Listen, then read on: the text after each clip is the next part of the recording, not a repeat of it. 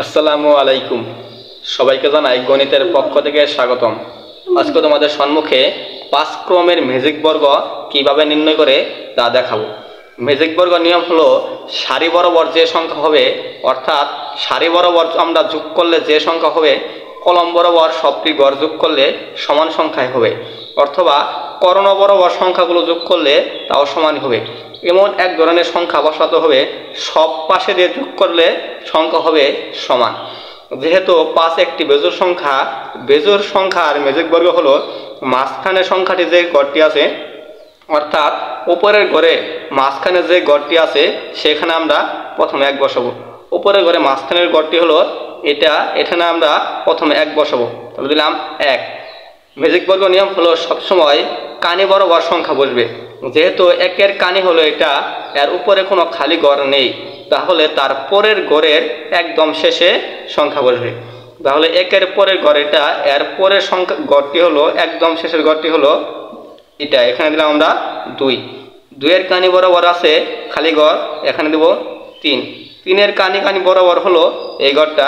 যেহেতু 3-এর কানি বরাবর কোনো খালি ঘর নেই, তাহলে 3-এর উপরের সবার শেষে আমরা দেব 4। তাহলে 3-এর উপরের সবার শেষের খালি ঘরটা হলো এটা, এখানে দিলাম আমরা 4। 4-এর কানি বরাবর হলো 5। 5-এর কানি বরাবর হলো এই ঘরটা। যেহেতু এখানে ঘর ছিল কিন্তু 1 দ্বারা পূরণ হয়ে গেছে, তাহলে 5-এর নিচে আমরা দেব 6। 6-এর কানি হলো এটা, এখানে দেব 7। 7-এর কানি বরাবর খালি ঘর আছে, এখানে দেব আমরা 8।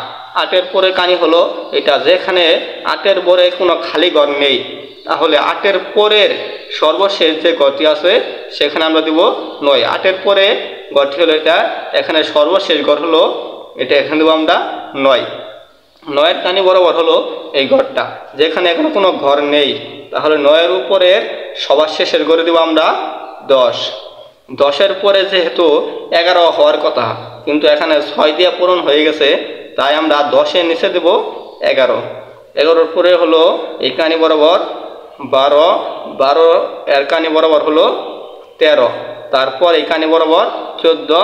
14-এর পরে কানি বরাবর 15।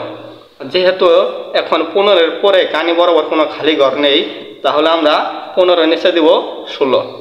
16-এর বরাবর কানি বরাবর হলো এটা, কোনো খালি ঘর নেই, তাহলে উপরের ঘরের একদম শেষে আমরা দেব 17। 17 এরপর যেহেতু এখানে কোনো খালি ঘর নেই, তাহলে 17-এর পরের ঘরের একদম শেষে দেব আমরা 18। 18-এর পরে কানি বরাবর হলো এই ঘরটা, এখানে দেব 19। 19-এর পরে কানি বরাবর ঘর আছে, তাহলে এখানে দেব আমরা 20।